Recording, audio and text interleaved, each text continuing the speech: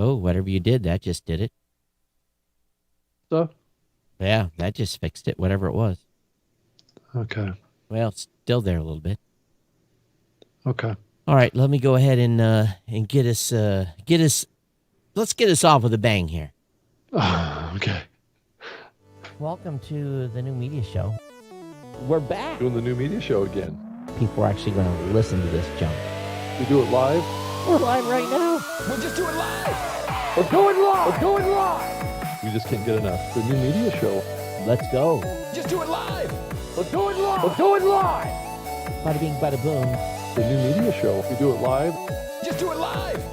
We're going live. We're going live. We're going live. The new media show. I'm like Adam Curry, and you're more like John C. Dvorak. I think I am Adam Curry, and you're the old curmudgeon. We do it live. Doing the new media show again. The new media show. Technology. Whew. We make it sound so special. And we are. Welcome back to New Media Show. Here we are, Rob.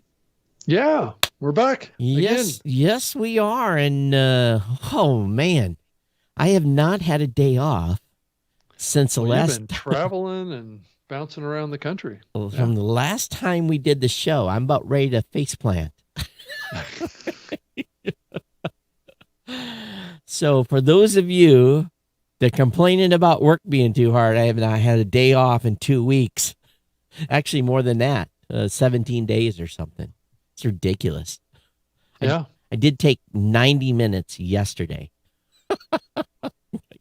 Wow. Okay. Yeah. So anyway, yeah. So back in the saddle here, and wow. I guess I should catch you up. I know. I saw some of your tweets and your posts on Facebook about your trip to Dragon Con.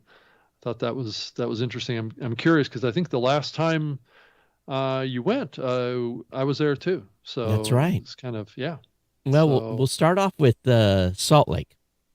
Yeah. And I will mention that Salt Lake, I haven't been to Salt Lake in 25 years. Right. And the last time I was there, they rolled the carpet up at 6 p.m. and you couldn't get food, let alone a beer. Right. And now they have a very vibrant downtown. And Pub Grub was fantastic. And not only that, the ATD show, which was about an Association for Talent Development show, about 2,000 attendees. All I can say is, wow, great show. Wow, 2,000, huh? Yeah, that's a good turnout. Yeah, and mask mandate, and the folks that were there, no one really complained about it, and everyone was on good behavior. And then it was us and Podbean. Podbean was there. And pretty big. The only thing was different, was weird, was the trade show floor. We had carpet in the booth, but there was no carpet in the aisles. And they kicked us out every day for 2 hours for quote unquote cleaning. I don't know if that was the real deal or not. But anyway, so, then I flew out Wednesday afternoon, got into Atlanta late Wednesday night. I love Atlanta. I do. That town is, the last time I was down there, was fantastic. So we'll see where that goes. But I be honest with you, I'm a big fan of Atlanta. Of course, I haven't seen everything there. So what was the attendance at Dragon Con compared to your last experience? Well, they limited it to 44,000. Oh, only 44,000. Okay. Compared to 80. But it still felt like a normal con. The rooms we had a great attendance in the digital media track. So was it in the same location as the last time? Yeah, it was downstairs in the Hilton. Okay. And they had some, they were there again. It was mask mandate, and the panels were great. The people who attended were great. The people asking questions were great. So from an attendance standpoint to the sessions, it was about the same. So I really, of course, the parties were going on, and you know,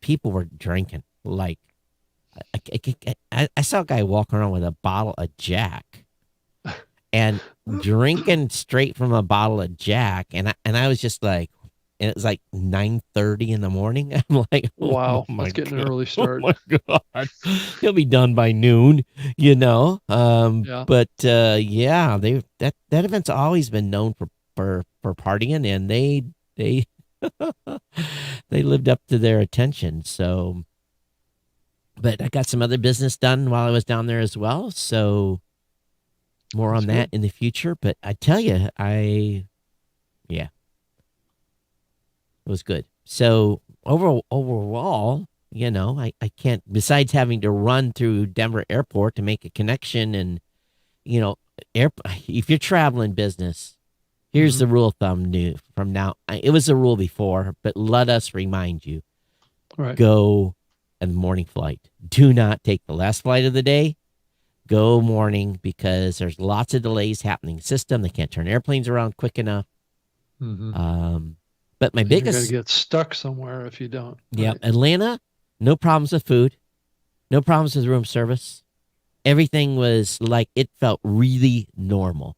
Getting a Uber, not Uber. I mean, Lyft was cheaper than Uber. Hmm. Lyft was running $30 for a ride, and Uber was running $30 for a ride. Lyft was running 10. So Wow, that's a big difference. big difference. So I was playing the rates, you know, between the apps, and then they had a football game at the University of Alabama versus University of Miami. So the Alabama folks came in, and I got kind of hooked up. I was just having dinner one night, and these folks come in from Alabama, and they can drink. Those of you that live in Alabama, holy cow! Where did you guys learn? You guys remind me of Australians the way you drink. Holy smokes, you can drink. And I kind of hung out with some folks and partied for a little while with them, Hmm. and probably had one too many. Next morning, I was sucking on the old water bottles pretty hard, but yeah, I had a good time. It was good and productive, and got to meet lots of creators. So that's what's important. But I've been, trying to catch up on email and everything else that's going on. So Rob, Yeah. you've been at work. What is happening in the podcasting space that I missed over the past week and a half? Well, there's one thing that's big in the news, but I don't know if we should talk about it. But what what was big? There was a couple of things that bubbled up that actually just as of, I think today or yesterday uh, was some rumors around Joe Rogan. I don't know if you heard. Oh yeah, okay. I wasn't gonna bring it up. You weren't? No, Okay. so okay, so I know the story. Yep, Joe Yeah. got COVID. Well, that, and there's talk that he's lost his contract with I think that Spotify. was somebody that was just writing a Right, hit right. piece rumor. That I don't know. He's Right. not going anywhere. I wouldn't think so, but I don't know. I don't. But It's a rumor out there, and that's been a rumor for a while that could happen to him at some point. That's why he kept his RSS feed alive at Lipson. well, more So, importantly, Joe has threatened to sue CNN for misinformation. right. Yeah. Yeah. So yeah, It's part of being a controversial figure. that's right. You got to take the good with the bad when it comes to that kind of stuff. Hmm. So it's all good for driving audience, keeps people listening. Hey, no news is good news, right? Or all Well, news is good news. sometimes this is how you keep your audience, That's is by right. doing stuff controversial You and feed the get people beast. get people talking about you. You got to have a little bit of a thick skin to be a successful podcaster, I think. And I think Joe has a pretty thick skin by now. Yep, I So would think so. Yep. so I guess from that perspective, it was from news wise, probably Yeah, it's been a little slow because it was a holiday, but there's always stuff bubbling around in the space. I posted an article off of my own new website talking about my concerns of the era of podcast exclusives and kind of how that dovetails into, well, what is considered a podcast these days. So Right. if you wanted to go read that, you can go to I robgreenlee.com. did. I read it already. So You have? I did. Wow. I know Okay. you talked about it on the last show that you're working on Yep. an article. So Yep. Just some concerns about that, as I'm sure you totally understand where I'm coming from on that. absolutely. So, yeah. But anyway, as far as other stuff, I did see that it was finally announced that Zach from Google has left Google Podcasts to go to work for, I guess, the Robinhood app, the cryptocurrency investment platform. Well, they're more than cryptocurrency. You can do regular No, yeah, right. regular investment on it. But I guess he's working on the cryptocurrency part Oh, the cryptocurrency part. for the Robinhood app. So he's moved on, and I guess Steve McClendon is now kind of the guy in charge of Google Podcasts now. He's the former co-founder of 60dB, which was bought by Google back in 2017, which was kind of an audio platform. I don't know if I've met him or not. I don't think I've met him either, but it'd be good to get him on the show. I also invited and I'm assuming we're doing a show on September 22nd. Are you around? So I believe, yes. Let me look at the executive calendar here. Yes, I will be around September 22nd. Okay. So I invited Ashley Carmen to join us on the show on the 22nd. So she's gonna join us because that's when she takes over as the writer for Hot Pod. So wow, she's actually going to come on. We're going to talk about that. So talk about that and other stuff. Well, maybe we can get her to write about indies. Yeah, well, it's the opportunity to, I was going to talk to her at Podcast Movement, but we didn't wind up catching up. But having her come on the show, she's been writing some controversial articles lately in the podcasting space. So, and it looks like Nick Qua is going to be moving over to being a writer for, Vulture, I believe is what it is. What's the name of the platform? Well, she's part of VoxNest, so... Or no, not VoxNest, Vox Media. Vox Media. Oh, okay. Right, which owns The Verge, which is what Ashley was writing for, was The Verge. I mean, so all those articles. What kind of controversial stuff has she written recently? Right off the top of my head, I'm trying to remember. We're going to have to do our homework then. Right. Well, as far as having her on, yeah. I mean, having her join us on the 22nd, definitely. Well, Nick would have never come on this show, so I give her props for coming on this show. Yeah. Well, Nick is going to be writing, I guess, for Vulture, I believe. Doing podcast reviews or something, right? Yeah, exactly. I think someone had said that he had been burned out for writing for his newsletter for a while, so I thought that was kind of curious. And yeah, I saw that too, where they had actually said that he was wanting to exit somehow from doing that. Not that he's ever talked about indies ever anyway, so it was a newsletter that I largely dismissed. I just deleted it when it came to my inbox. Never subscribed because there was no value. Right. So, maybe. Yeah, I think it's interesting that he was kind of exiting that. Yeah.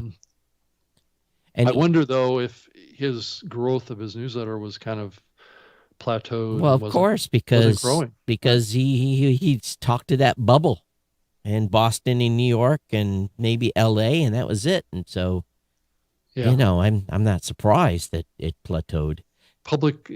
It was very public radio focused, is what I would probably be more precise about. And then there was, anyway. So new hands. I just wonder what's going to happen then with that newsletter. It's going to be. We'll see. We'll see what the tone of it is when it starts coming out again. But there's been a new newsletter launch too. Podfest. I believe Podfest launched a newsletter yesterday or today. So how many new podcast newsletters do we need? Rob, maybe you and I need to be doing a podcast newsletter. I don't know. I don't know. Should we? No, I don't have enough time to breathe. Or maybe we should acquire one. There you go, Todd. I think our prospective companies may frown upon that. I know. I agree. I'm just saying. It seems like everybody just acquires people these days. You know, what's funny though is it's no secret that podcasternews.com is a site that, you know, basically I fund the bloggers over there. I don't even, you know, I've never, ever directed the media flow on that website.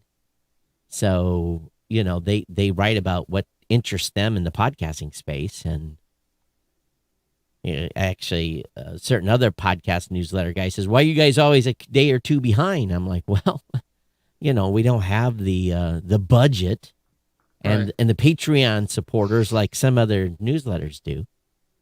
You know, so that's a endeavor that is, you know, underwritten by yours truly. So, yeah, and it's hard to compete, you know, with these newsletters that are coming out with the latest stuff on a daily basis. You know, like what James Cridland's doing. So, no, to do that, you need a full-time paycheck. You know, you really do. And, you know, and I'm writing my paying my writers freelance, you know, so. Yeah, I did a segment for the IAB upfronts that are going to be going live tomorrow and Friday. So. What was a pre-recorded segment? Yeah, I did an interview with Danny Pena talking about the same type of topics we talked about at Podcast Movement in like a 5-minute conversation about podcast advertising and engagement and all that kind of stuff. So that'll be airing as part of the Advertise Cast portion of the IAB upfronts tomorrow afternoon. Yes, that's a fantastic pay. I have to admit it. I have to put it out there. The pay to play event that the IAB puts on. All those are mostly pay to play, right? Yep. All of the upfront stuff out there. So I just wanted to. We have to recognize that it's a pay to play event where companies get to set the agenda and put their agendas forward. So right, exactly. They're not designed to be educational. They're designed to be sales pitches. So right, that's true. I mean, at least they're upfront about it. That's right. That's right. Now, speaking of Advertise Cast, you guys did a little announcement today that you're going to be tracking and providing CPM levels. Now, I was a little disappointed. You guys only have an average CPM of 23.57. Now, come on now. That's average, Todd. That's not peak. So why are you thinking the average should be higher than that? Yeah, I do. But I'm thinking 35 should be the average. But I guess that means everything has to be between 65 and 25 then, or 65 and 15 to get to 35, right? Well, I would probably say that it's probably the 80-20 rule applies, right? Yeah. So that's why that number is probably at that level. But I'm also hearing programmatic is getting up there too. Pushed up to around 15 on pre-rolls, at the high end about 15. I've heard it's a little higher than that. I've heard some folks are getting closer to 19. Well, that's even better on programmatic, right. 19 before the cut. So you remove 30%. Right. So then that's 13 back to the podcaster. So. Well, yeah. So how it was explained to me why those numbers on the programmatic are going up is because there's more brands getting in there auction buying. No, what there is there's lack of inventory. Well, that's going to contribute to it too. But the more people that are vying for that what's left over of inventory, right? That drives the prices up. So, yeah. So it'll be nice, you know. I mean, that's probably 23.57 is, you know, an ideal number that we would all like to see hoster reads Well, be we got sold at right now. But well, we got 20 to 25 in 2005. So, right, you know, being it that's a number. yeah. I mean, if you factor in inflation, right, that's not a big No, big but number. the big but is if you can sustain a $24 or $25 CPM, that's still mountains above many other digital media pricing points. And if you can have someone renew quarter after quarter or month after month at $24 or $25 CPM, that's winner chicken dinner. That's full-time job money for some podcasts. Yeah, definitely. Because you just start doing the math, ladies and gentlemen, and you figure if you're running a couple of spots on your show, then multiply that by per 1,000, and it isn't too long. Once you get up to 10,000 or 20,000 listeners, what that can really equate to. Now, that's not quit your job money, but that's house payment or car payment money at that point. Right. So it's not much of a stretch to get beyond house payments to set your own hours. So it's building a show is important and growth.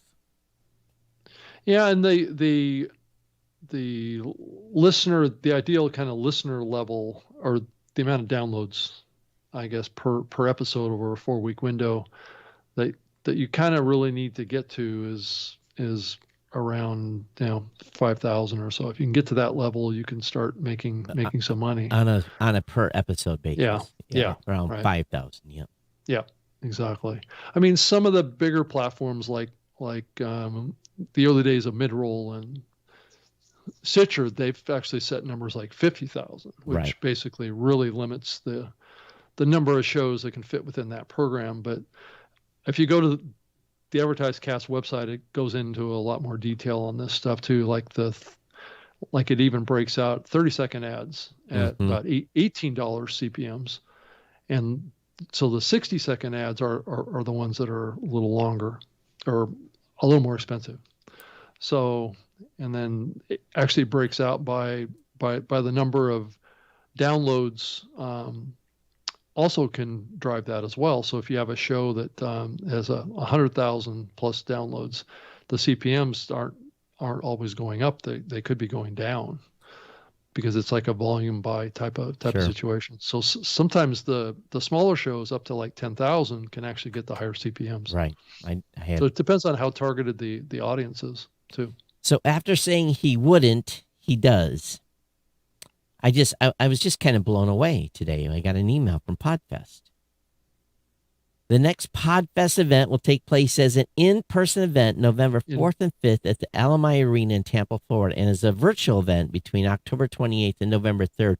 After he said he would not have an in-person event until next year. No, I've always heard that he was going to have a in-person event in Tampa in November. So I've always heard that. It's not, he's not anticipating it as being as big as he would have normally liked an in-person event to be. So he's not setting expectations around that. But the fact that he's holding it in an open air arena, I think it's open air. Well, or is he's helping. Not open air. No, he's having it at the Alamo Arena. And is that a closed arena? Well, he's having it in a VIP, like probably someone's box or something. It's going to be in some suite, so it's definitely going to be. I wouldn't know why you would have it outside. Come on. Yeah, that's true. That's a good point. And he's in Florida, so so at this point, maybe he's only expecting a small number of people. If he's only, but this is like the third or fourth event he's had this year. I just find it. Is there going to be that many people that are? I don't know. I wish Chris luck, but we're not planning anything with them until next year. And then sadly, one of his events I think overlaps another event that we're scheduled for in May.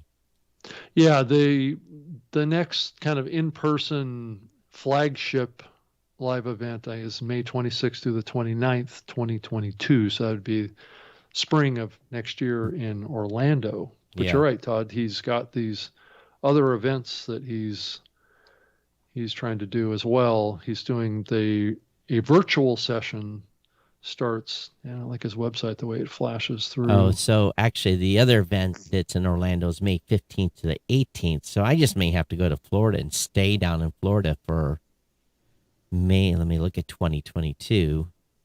So October 28th and 29th is session 1 of the virtual, and then the screen overlays. Okay, here it goes. The virtual session 2 is November 1st through the 3rd. And the in-person event is November 4th through the 5th. And so the next event, so I have an event May 15th to May 18th in Orlando, and his next event is what, May 25th through? Well, the virtual side starts. No, we're talking about the 2022 event. Oh, yeah, okay, that one is. So he's calling this one that's in Tampa a Podcast Origins. Right. Tampa is what it's called. So it's something different than his other event. But that one is what, May 26th through the 29th. Yeah, so I got two events back to back in Orlando. So I guess I'll just be staying in Orlando for 2 weeks. That's okay. I see my daughter. She's in Tampa.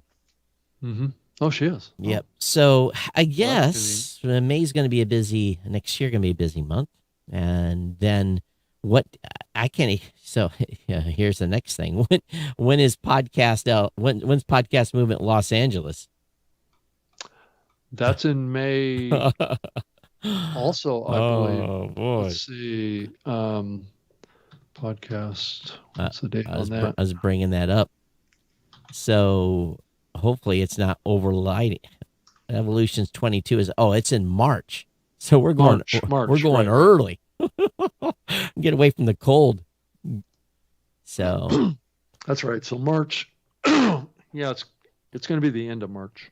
Yeah, 23, 26. So I guess early spring. So spring. So far I don't have any overlapping conflicts yet, but right, and then Podcast Movement is back in Dallas again. Yeah, August 23rd through the 26th. There's no conflicts there. Yeah, I might be going out to Dallas, out to Austin at the end of October as well. So another event up there. Stuff is just popping up. People are getting, here's the thing. It's good because it's nothing.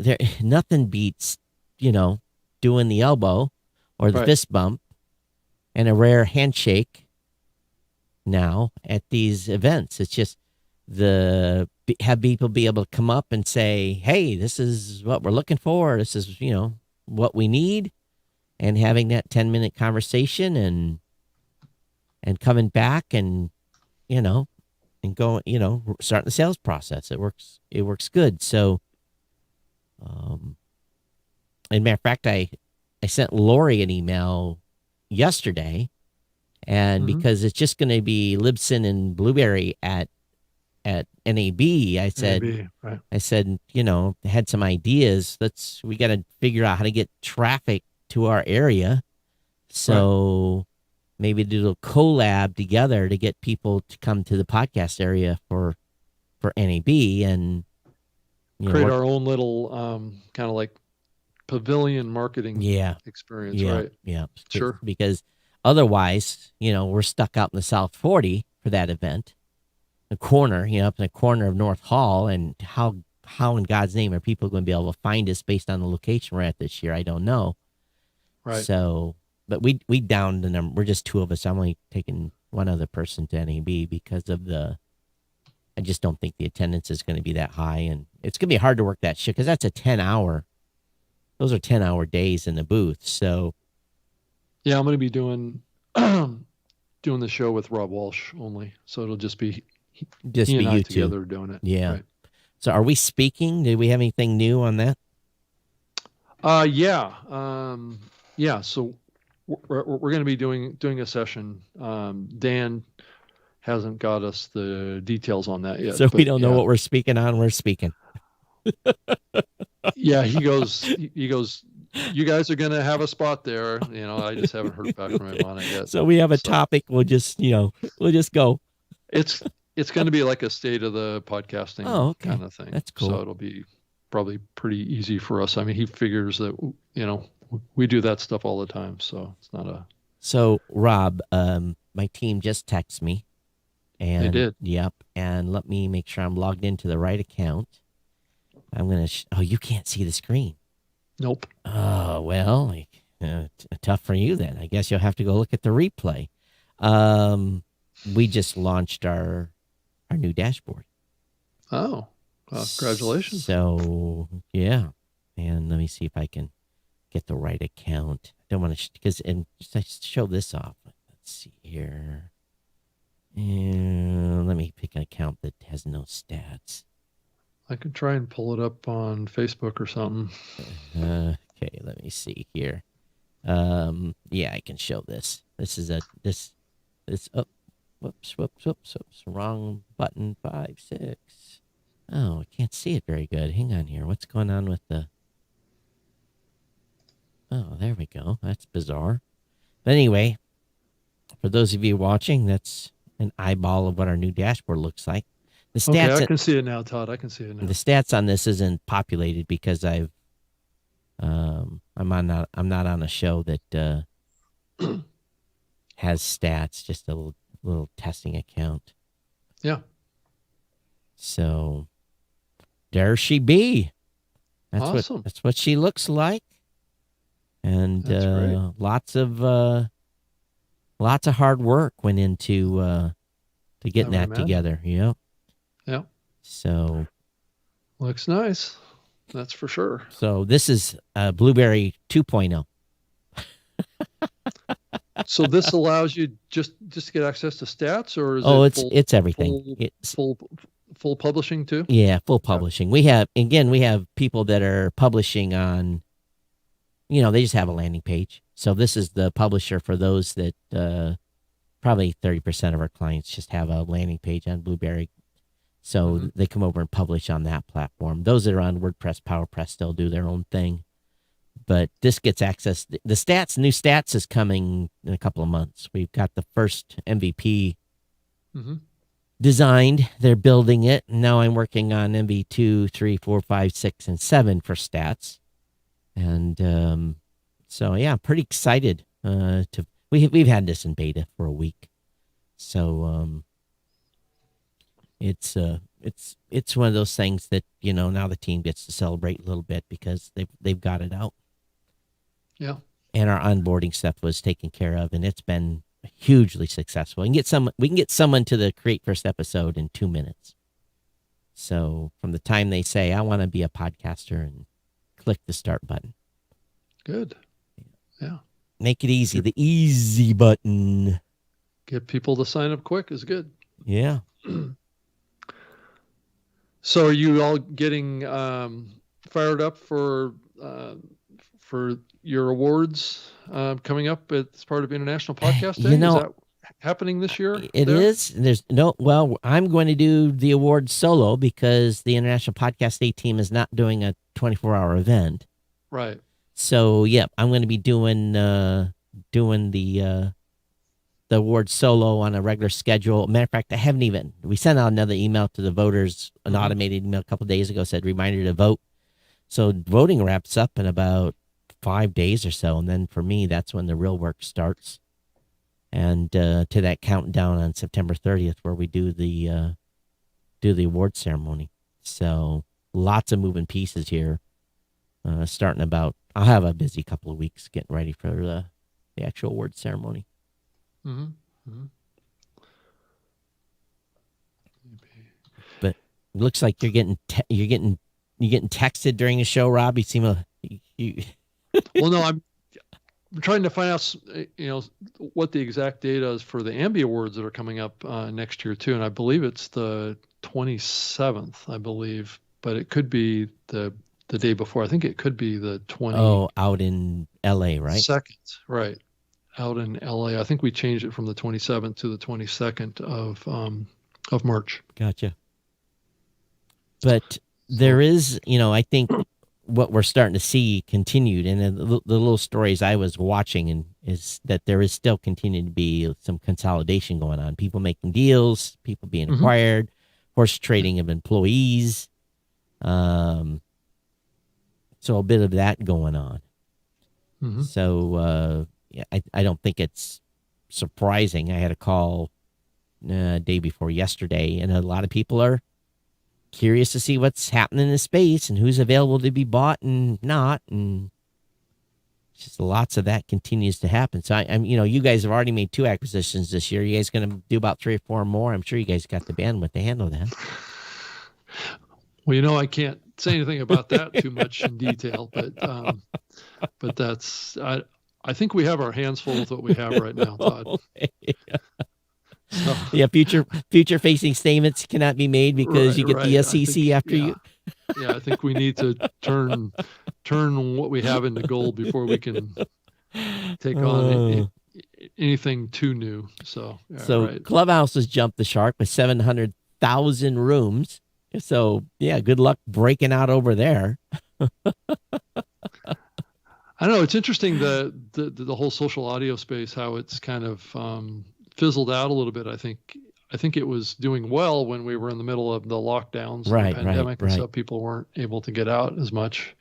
But it does seem like Clubhouse is not as cool of a place, but they're still doing a lot of stuff. They're doing 700,000 rooms. It's a lot. It's a lot of stuff going on over there. And then Amazon is even talking about building a Clubhouse type of experience too, but focus more on live music. So Amazon is definitely getting more and more involved in live stuff. Well, good. Because I'm going to tell you, from Dragon Con, that whole audience, they're doing live as well. A lot of those folks are on Twitch. And I learned something that Twitch is about. If you're making any money with Twitch, you can't do any kind of secondary streams. You're not allowed to. If you're making money with Twitch, you have to be exclusive to their platform. You can't be on YouTube. You can't be on Facebook Live. You can't be on Twitter. You have to do it all on Twitch. And that was something I wasn't aware of. I thought was kind of interesting. But the session I gave there was essentially a remixed one of the one I gave at Podcast Movement, and similar type of questions kept coming back about, search engine optimization and, finding shows, episodes, talking about YouTube. And the Twitch people, they're kind of in a unique thing. They're kind of like, when you say SEO to a Twitch person, they kind of cock their head because they really don't have much SEO on Twitch, except for, you have to direct people to your Twitch site. You have to, I think they have it harder than anybody for getting traction. Within the Twitch ecosphere, they can be found, of course, no problem. But I don't know. We're live on Twitch, but we're lucky to have 1 people watch us over there. It's definitely not a gaming experience here on the show. No, not at all.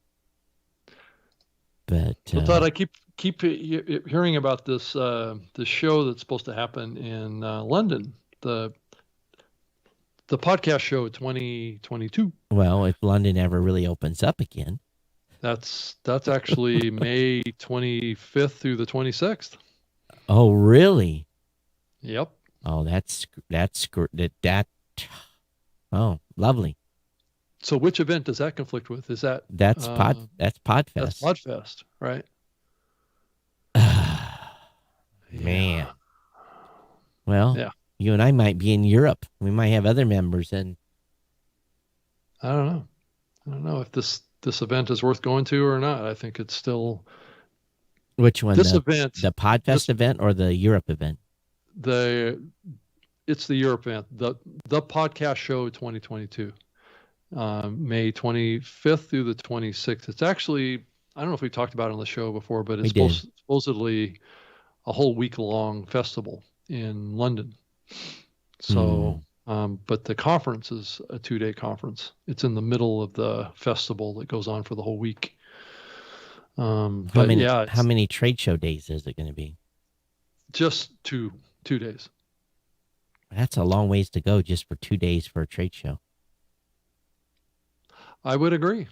I think it's maybe a little short-sighted of them to think that they're going to have a big draw from the U.S.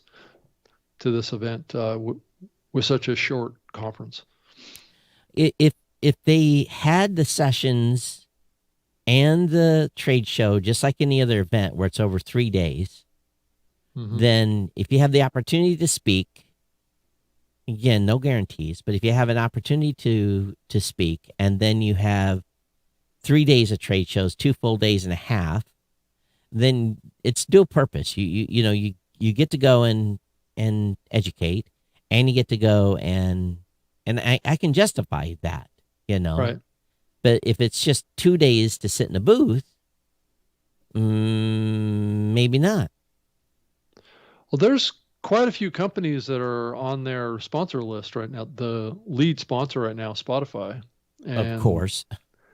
And the other official partners are Acast, the BBC and Global, and Audio Boom, Marshall, Triton, Shure. Let's see any others that pop out of here. Riverside is in here. Captivate's in there. That all makes sense. Yeah, because they're all in the UK. They're all, yeah. AdsWiz is there. Looks like Heil Sound's going to be there. Megaphone's going to be there. Dolby is going to be there. Yeah. I don't see any other podcast hosting companies other than Megaphone and Acast. Well, you've got Captivate. And I guess Spotify too, and Captivate. Yeah. Right. So. Yeah. But most of those are not U.S. based. Well, I'll be the first. The DragonCon folks attendees had really nothing positive to say about Spotify. I found that to be really curious. Interesting. Like what? What was their main kind of commentary about it? Again, most of these folks are multifaceted creators. They're doing live like we are. They're doing podcasts. They're doing, they're building communities, and you can't build a community on SoundCloud. Right. So community building for them was big. Yeah. And they can build a community on Twitch and YouTube. They can't build a community, and podcast community maybe on their own website as well, but super creative, that the folks that it's just like, when we went to PodCon, it's the same type of super creative people. I sat through one session. I was kind of like, I learned more, because I sat in the back room like we did last time, and I hung out and talked to podcasters, but they had an hour just talking about Cinderella and about, different variations of Cinderella and, the origins and, and I'm just like, wow, so, it's not something I've thought twice about in 25 years on is Cinderella, but, No. When I had small kids put it on for, at that time it was probably the VHS tape, not even probably DVD. So if you wanted to go read more about that show that we're talking about in London next year, the domain name is thepodcastshowlondon.com. I'm surprised they're not reaching out. I haven't heard from them since last year. Yeah, I did a call with them like maybe 2 weeks ago. Oh, and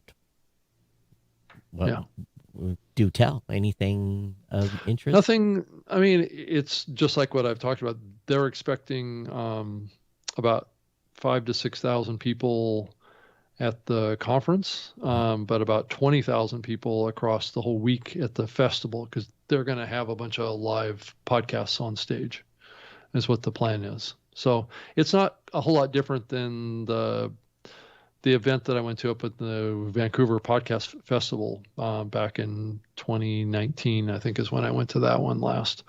And that one had like live podcasts going on at theaters around Vancouver. And then there were various venues that had actual panel sessions going on. By the time you pay for airfare, shipping, booth cost, Right. that's going to be a $10,000 or $12,000 bill minimum. Yeah. And that's if you just send one person. You send two, you add another $4K to that. And I'm not sure that a 2-day event is worth it. I'm not sure that they really thought that through. Did they react to your feedback on that? I didn't give any feedback on that at that moment.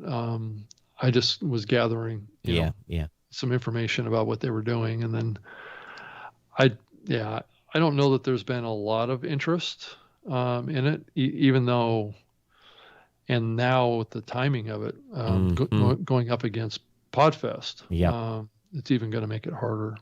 It's going to make it really hard. Yeah. Yep. So did Podfest did he know that was the date of that event? Probably didn't care, did he?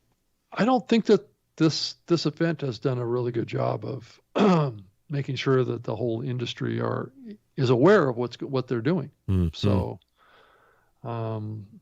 maybe I could invite them to come on this show or whatever and talk about what they're doing. Yeah, it sounds like it's going to become more of a, and don't get me wrong, the European, the EU, and of course, it's important. It's an important base of podcasters. Right. I'm not trying to downplay its importance, but oftentimes those events are seen kind of at a arm's length. And I'm not always sure why that's the case. It just seems to be that way. So, yeah, it certainly shouldn't be. I think as an industry, and I have to give James Cridlin credit for this. He's been able to create a newsletter that's spanned the globe on this podcasting space. I mean, it was something that I saw firsthand when I was working for Spreaker, right? Because I was the first employee, U.S.-based kind of employee for Spreaker for many years. So I was like the only one here. Right. Everybody else was in Europe. So I definitely saw that discrepancy, I guess, between how the U.S. podcast community sees the global podcast community. And it does kind of reflect a little bit of the U.S. culture to some degree and how it views anything outside of the U.S. So, it's not always good. So you remember Chuck and Craig, Chuck Tomasi and Craig Stepp? Do you remember those two? So we were post Dragon Con. We just happened to be in the same restaurant together. I was sitting up at the bar and I don't know, I was getting some nachos or something, and they were in the back with Clinton from Comedy Forecast and a few others, and Craig stepped at the bar and I saw him, and I went back, and for a little bit we talked, and Craig has an interesting domain name. He owns podcastfoundation.org.com. Oh, really? And I talked to Craig quite a little bit, well, not a lot of it, a little bit about, there's in this space, there may be room for someone to, start an organization. It's a couple of, that's kind of front. A couple of them have tried and failed. And I think the Podcast Academy kind of, frankly, Rob, has moving too slow. And I don't know if it's in their charter, but, this discussion about creator rights and creator representation. And so, well, let's be clear about really what the purpose of the Podcast Academy and its formation originally. I think there was expectations that it could be more than it is. But at the end of the day, the organization is really focused on just being an awards thing, mostly. Creating, getting much beyond that is a heavy lift for that, in addition to doing that. So it's hard to do a lot of stuff unless you have a lot of resources, as we've talked about before. So being focused about what you're doing is is important, and that's why probably this conversation, Todd, that you're raising here is an important one, because I'm not sure that the expectations of what the Podcast Academy can do matches up with its own charter of what it sees itself wanting to do. So if we want to move towards a different goal, I think a different organization is probably what's needed. Yeah. So that said, I told Craig, I said, this can't be done by Todd, Rob, or any of the other No. faces. I mean, I'd be happy to be involved in it. Right. Yeah, right. And,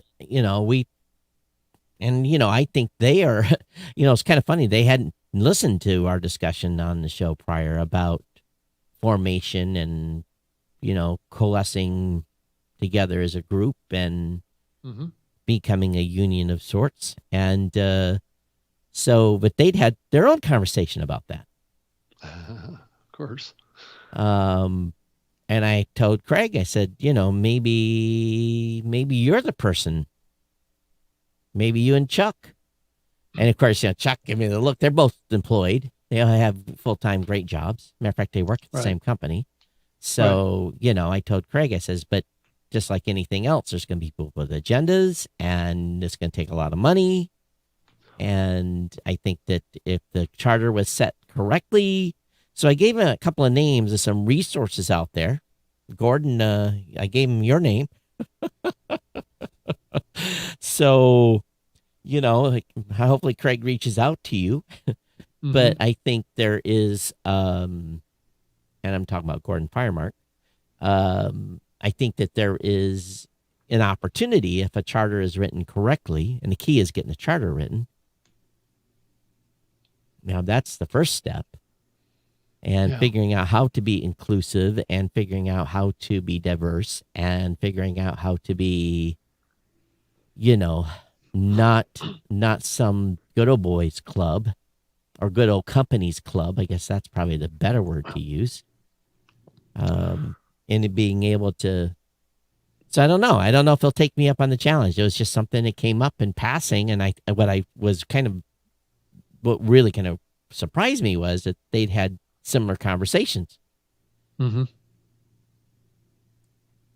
I mean, it quickly gets back to sources of funding. I think one of the reasons why we see organizations form like they have, and not unlike what we've seen happen with the Podcast Academy, I think it's a good example, is that it takes resources, Todd. And you've been saying this for a long time, and oftentimes you can't build an organization entirely on the back of independent content creators. Right. Because there's not a lot of financial resources that are there that can be invested. Yeah. Right. So that's the challenge that any organization like this is going to face, is that, if the charter is in a position that is opposition to people that have resources. That's right. Then you have a steep uphill climb. And that's unfortunately the reality of it, which means that the independent creators would have to be willing to pony up some support. So, what's it going to take, if you think about it from a dollar and cents point? And let me do a little high school math here. Right. Let's say we need to raise $500,000. And let's say that's going to employ 3 people, to pay for 1 lawyer and 2 people on staff for the first year. I think that's about a right number. I think that's about, and you're going to probably have an office. You're going to have some overhead.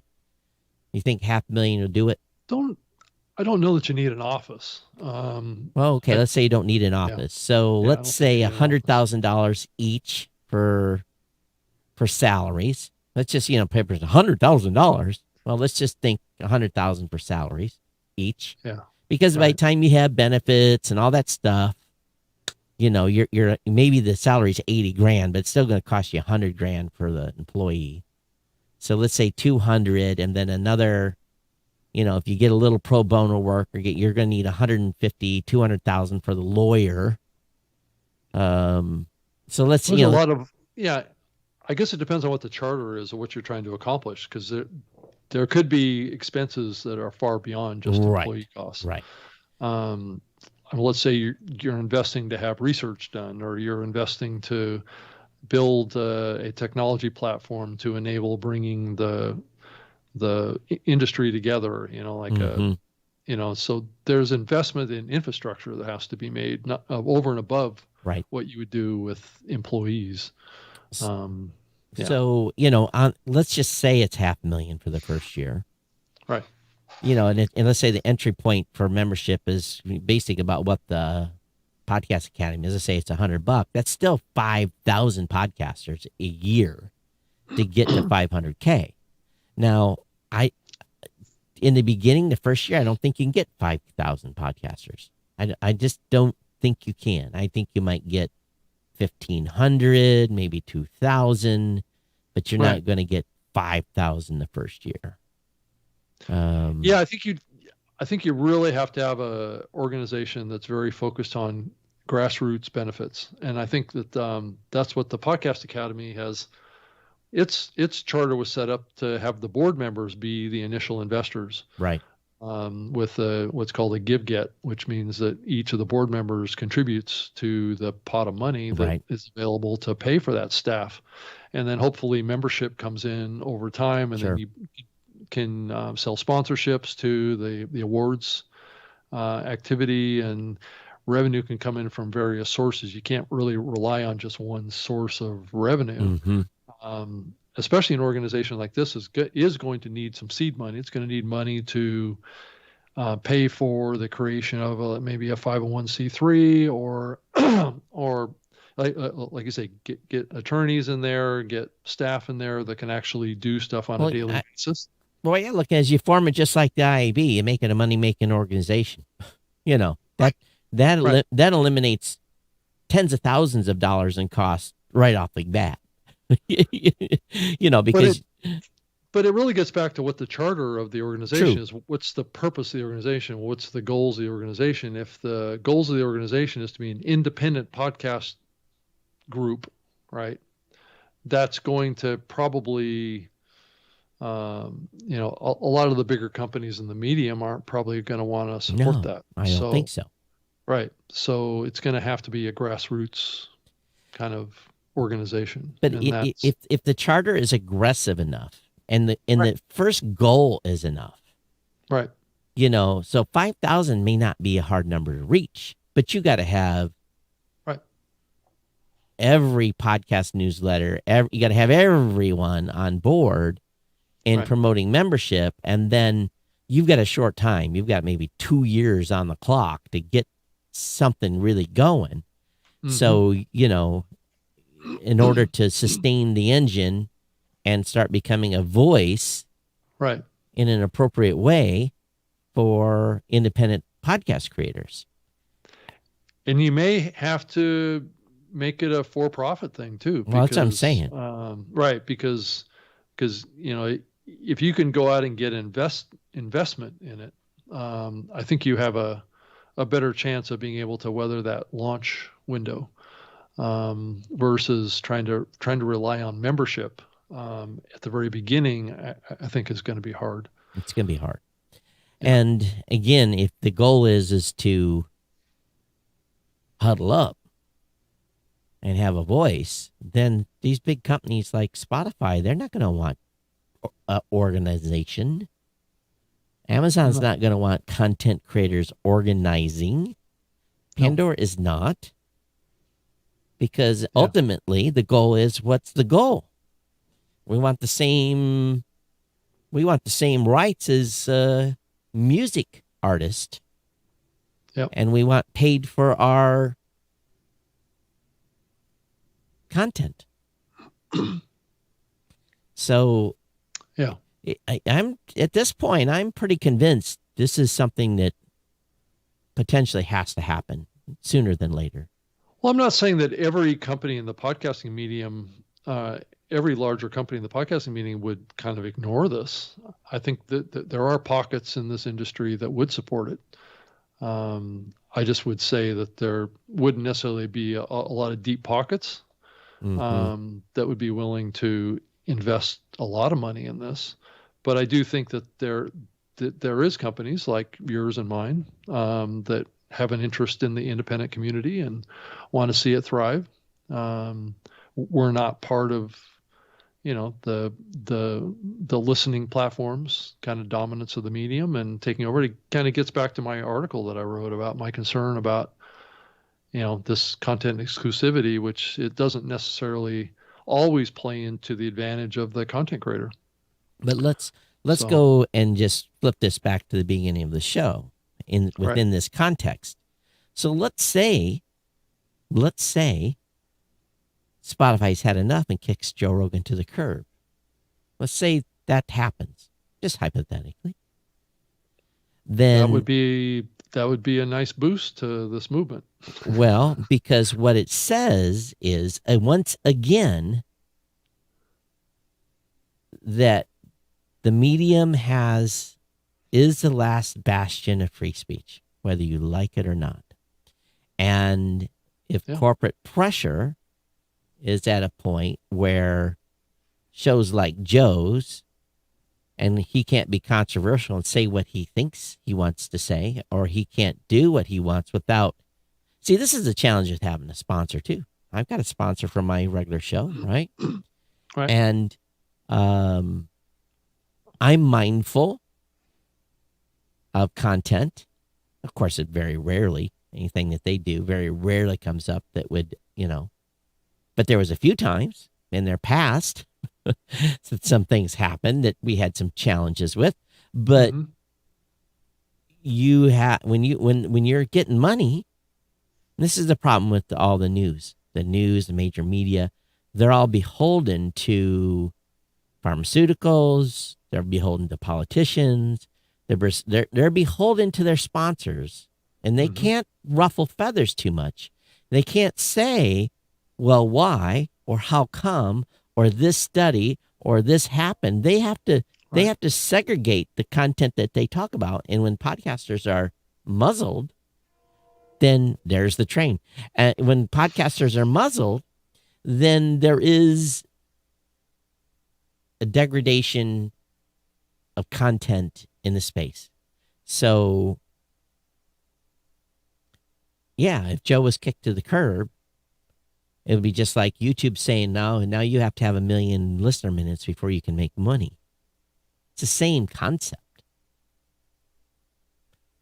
Or someone changing a policy.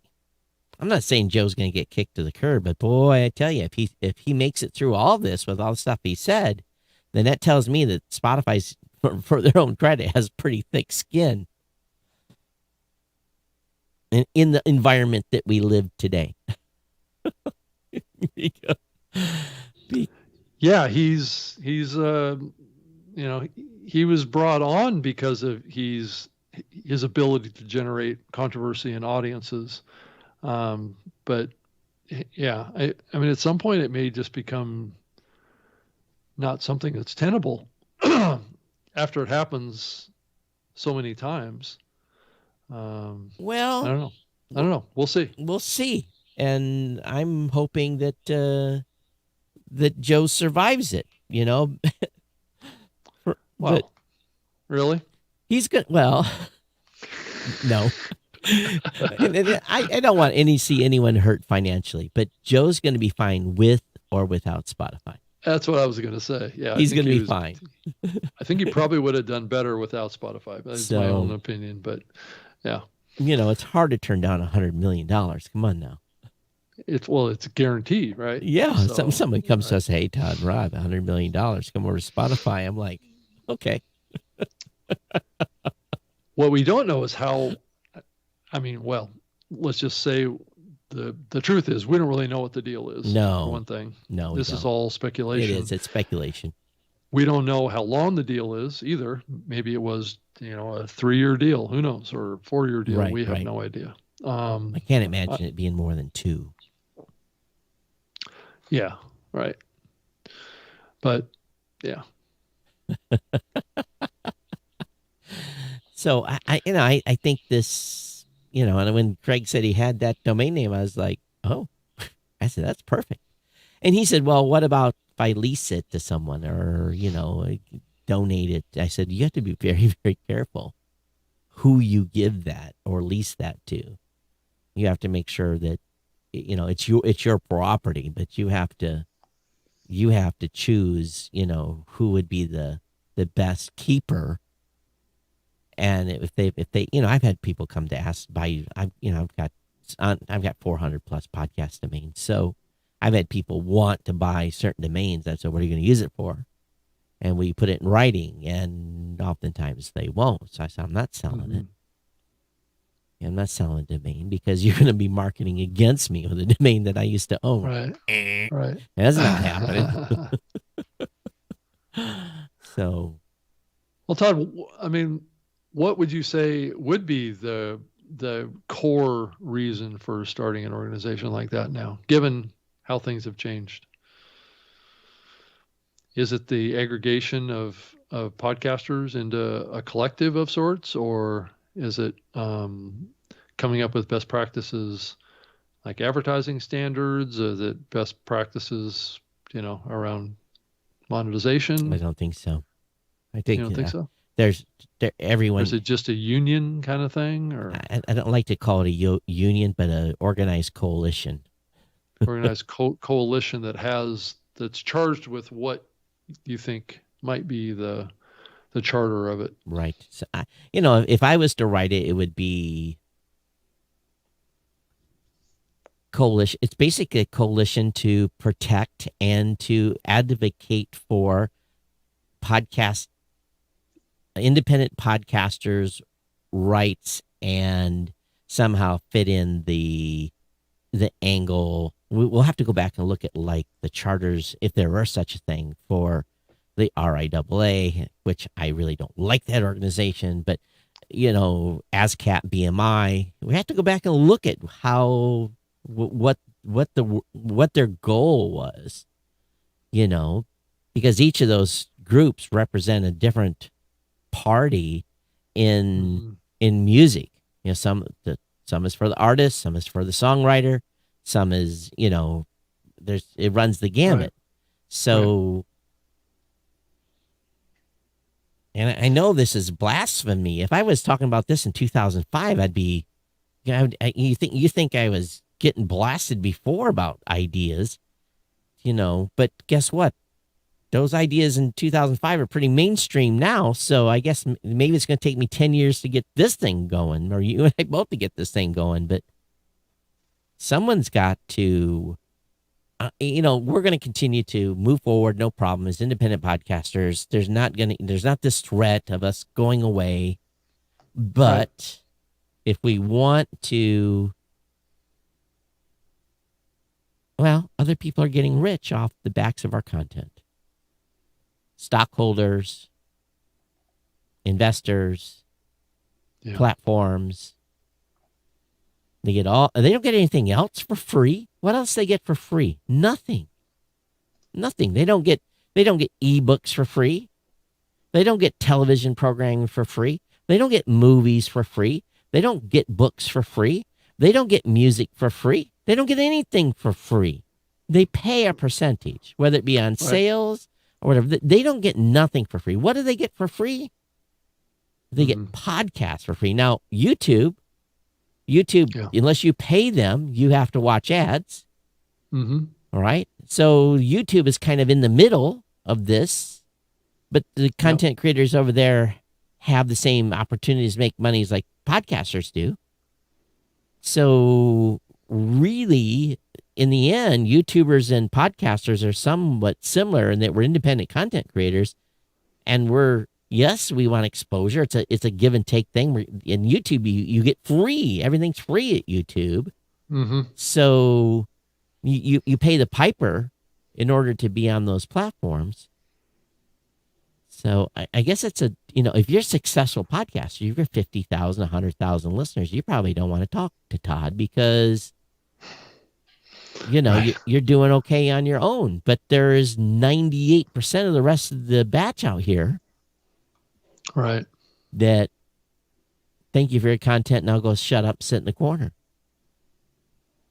Yeah, I was just scanning through the NABshow.com website, and I've oftentimes thought about the analogy of the NAB to this organization that we're potentially talking about. And is there a mapping for that to something for the podcast industry to learn from, that could be applied over with us? But I do wonder if there's a different agenda that's needed than what the NAB does. NAB is membership is made up of broadcast companies. Right. Okay. Broadcast companies that are making billions of dollars. Billions. So would like an independent music association? Well, if you think about it, if you're an actor, you're protected. You usually you're part of a union for being an actor, and you're guaranteed certain. If it depends on where you're on the tier scale. If you're an extra, you're usually guaranteed certain amount of money to be an extra. There's all the things that talent usually gets paid for, and in the broadcast world, that's all baked in. That's all part of a big ecosystem. They've had 50 years. How long's television been around? Radio's been around 100 years now. Whatever radio's been around. I don't know. Don't quote me. I have no clue what the actual how long since they I think it was in the 50s. So it's been 70 years. Yeah. So they've had time to evolve. We're 16 years in, 17, and we're now just starting to think about this. 2 years ago, we weren't really thinking about, maybe you and I had inclinations of what maybe we should do, but in all honesty, to me, it's become more apparent as content has become more. And when people say, and I should have learned this 10 years ago when I went to NAB and someone said, I'll pay you for your inventory. And I told them, well, that inventory is all available for free via RSS feeds. And people looked at me like I was, like I had a snake head or something. It's just like, what? It was almost like, how can that be? Impossible. Yeah. Todd, I was just looking at, I was thinking of this because I mentioned the analogy. Is there another analogy to what we were looking for? And I did go look at Sound Exchange, which I thought was an interesting thing to look at in the context of what we're talking about. And I did go to, this is at soundexchange.com, and they do have an area talking about advocacy, right? And that's one of the charters of Sound Exchange. And it says, Sound Exchange defends the rights of music creators to ensure nothing comes between you and the money you've earned. In Congress, the executive branch, and the courts, Sound Exchange is working to ensure all music creators are paid fairly for their work. See, we have no... Oh, you want to get deeper? Maybe one of the charters is that we have a lobbyist in Congress that lobbies for podcast creator royalty payments. Dun, dun, dun. The model's a little different, but see, music artists are protected by law and the Copyright Office. So YouTubers aren't, podcasters aren't, because what do we not have? We don't have a foundation. We don't have an organization that has went out there and said, look at these 400,000 content creators. They're creating all this great content, putting it out there. It's being used for free in trade for being on a platform. But yet they're being monetized around them. So it's a different sell. Right. Whereas you have to have the volume, though. In order to make this successful, you have to have 50, 100,000 active podcasters say, nope, we won't be on platform X. We will remove ourselves from platform X. Just like, hey, you know what? When YouTube TV makes a deal with, XYZ network, Mm-hmm. They're often removed. Those channels are removed from, we've heard it all before. They've been removed while Yeah. negotiations are going on for the payment of that network and access to that content. Right. Why can't that model work for us? Why can't it? Definitely got to wear a bulletproof vest to the next event. Why can't it? It shouldn't be no different. So if 100,000 podcasters say, well, we're not going to be on Spotify, and Spotify says, so what? Then that's telling in itself. They say, bye-bye. We don't need you. Okay. Mm-hmm. So then what does every podcaster do that's not on Spotify? And Amazon comes and say, we want you. Here's the check. The check for 100,000 podcasters for royalty rights and be able to pay a little bit for our playtime is a rounding error for them. Right. So Todd, the other potential analogy to what we're talking about here too, I went to go visit the Audio Publishers Association, which is another organization that's kind of in our realm to some degree. It's really more focused on audiobook publishers, but as I've raised this topic with Michelle Cobb, who's the executive director for the Podcast Academy, as well as the executive director of the Audio Publishers Association. So she's actually leading both of these organizations. Their mission statement over at the Audio Publishers Association is a not-for-profit trade organization that advocates the common collective business interest of audio publishers. The APA consists of audio publishing companies and suppliers, distributors, and retailers of spoken word products and allied fields related to the production, distribution, and sale of audiobooks. Yeah. So but audiobooks have had a model from the beginning of you pay me for my work. You know? Yeah. So that it's been a fairly small industry, right, with few large company players that have participated in it. It's not as diverse as the podcasting space, I don't believe. Though I would say that the audio, and I've had this conversation with Michelle to some degree, is that once the subscription engines started to show up in like Spotify and Apple, the distinction between audiobooks and podcasting is starting to blur. I don't know. I mean, I don't know. There are some analogies out there of existing organizations that might give us a roadmap. So can we get 100,000 rebels? Do you think it's possible? That's what it's going to take, 50,000, 100,000 rebel podcasts to say, sign me up, I'm in.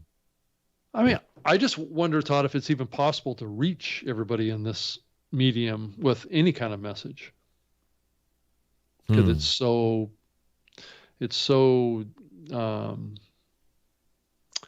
dispersed, right? Well, if we get, let's say we get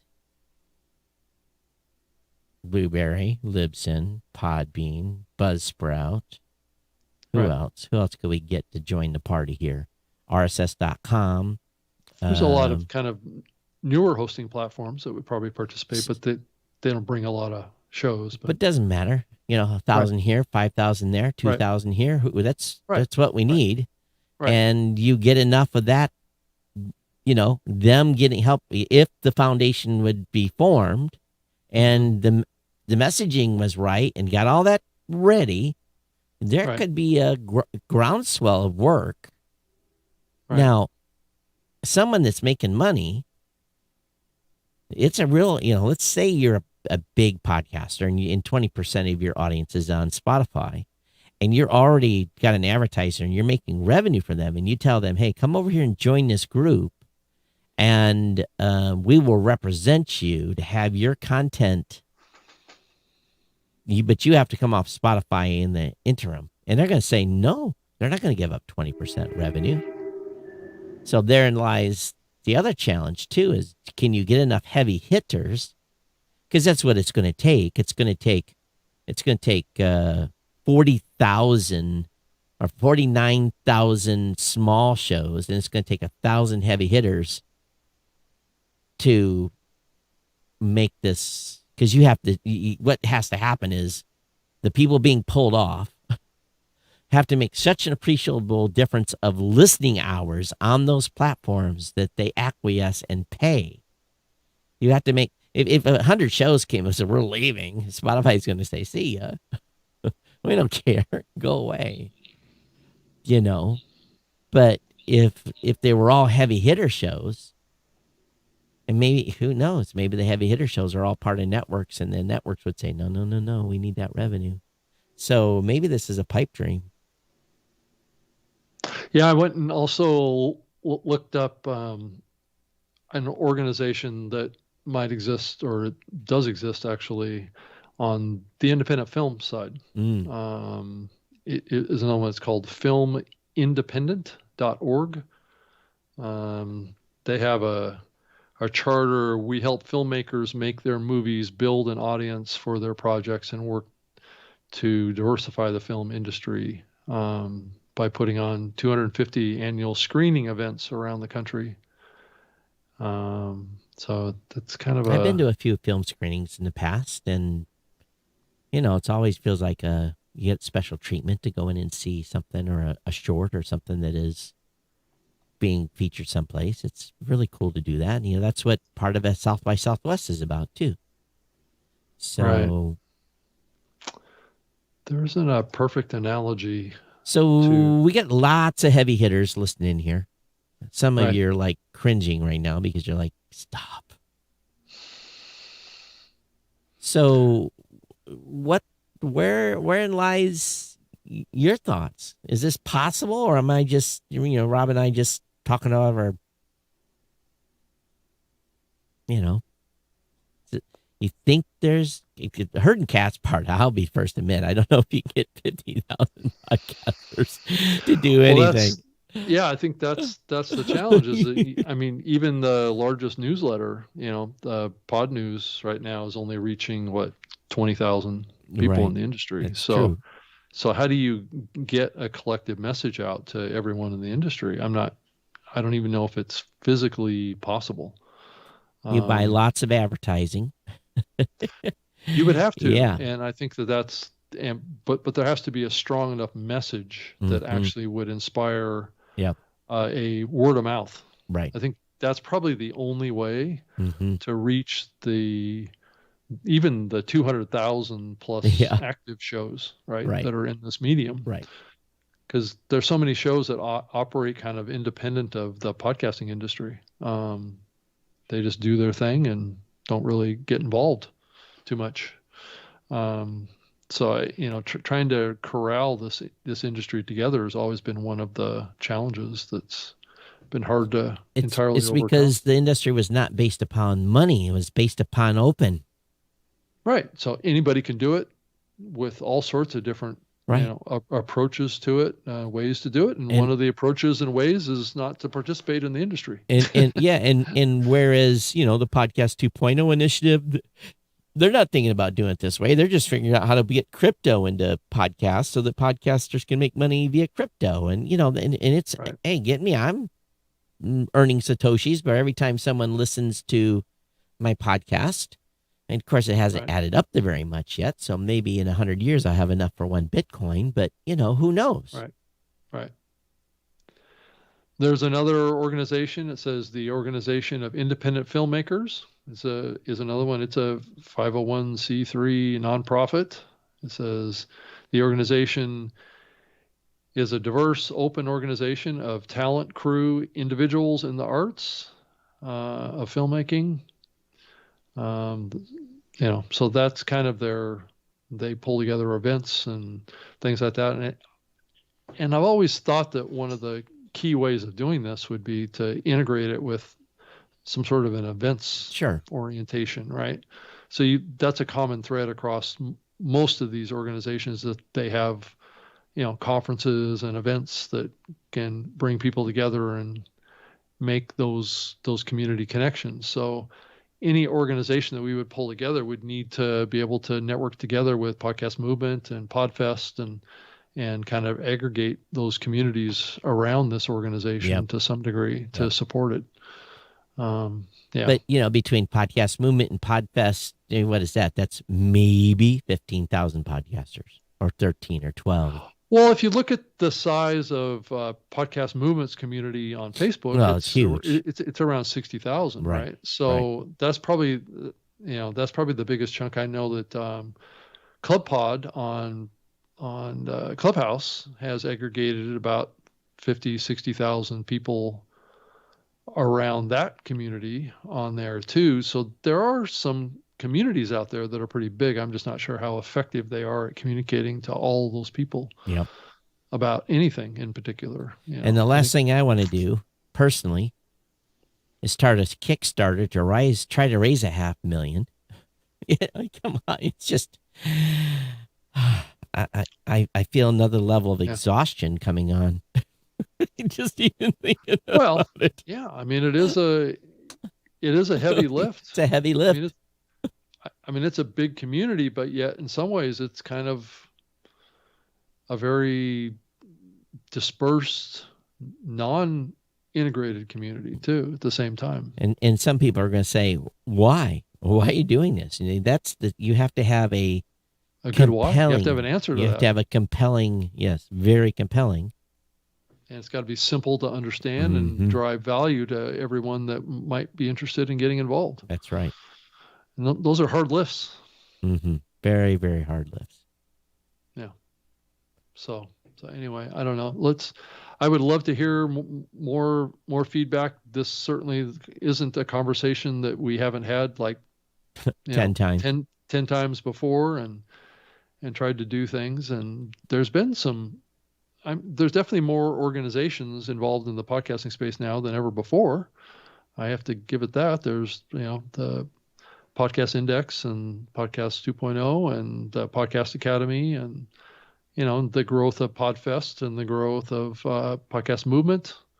Those are all keys to bringing this community together. Even the She podcasting platform has been very successful. As a matter of fact, they have an event coming up here soon next month as well. And so it's, I think it's possible. I guess the key is, we just have to have a good reason. And I'm not sure that the reasons up to this point have been compelling enough for enough people. And before I go, ladies, listen up, please. So I hung out with Jessica Cooperman. I saw that. Yeah. That was awesome. Her and I were in a panel together at Dragon Con. And buy your tickets to go to She Podcast, go to Phoenix, support Jessica, Elsie, and the rest of the crew. Right. Please make an effort, if you feel safe to travel, to support that event and go to it. They are in they've taken on some risk for this show. Right. And ladies, please support that show. If you're not part of She Podcast already, they have a big Facebook group. You guys look them up. They are inclusive. So depending on your pronoun, but ladies, go over and become a member of the She Podcast group. And there's an event for you specifically. Right. So I think it's important to, here we are at the end of, maybe the end of the pandemic or close to the end or, 3/4 of the way through or wherever we're at. And if you feel safe to travel, this would be one event that I think you'll get a lot of value out of, and it'll help them carry to the next year. And right. I don't think they're in any trouble financially. I didn't get that indication, but I'm just saying they need your support. Right. So I agree with that. Absolutely. All right, Rob, we made the end. Yes, we did. We did. And let me prep to get us out of here. And there we go. So, all right, everybody, I'm Todd at blueberry.com. @Geek News is my Twitter address. Thank you for being here. We'll be back next Wednesday, 3 o'clock Eastern, for another show. Rob, how about you? I can be found on Twitter as well at Rob Greenlee. And you can send me an email if you want, robg@lipson.com. Love to hear from you, get feedback. And I know, Todd, we're considering potentially a sponsor for the show. So we'll see yes, on we that, are. right? Yes, we Right. are. Yep. Yeah, you've seen the email, so you'll have to email me your thoughts on that. We'll make a quick executive decision. So Yes, right. And figure out which one of us is going to do the host read, or if we're both going to do it together. it's all good. It comes from one for all. All right, Right. everyone. We'll see you next Wednesday. We'll get the podcast on the street here in the next 24 hours or so. For those who've been watching live, those of you that are listening, well, you missed the live, so hang out with us sometime. We're on YouTube, we're on Twitch, we're on Twitter, we're on Facebook Live. So we'll see you next time. Everyone, take care. Awesome. Bye-bye.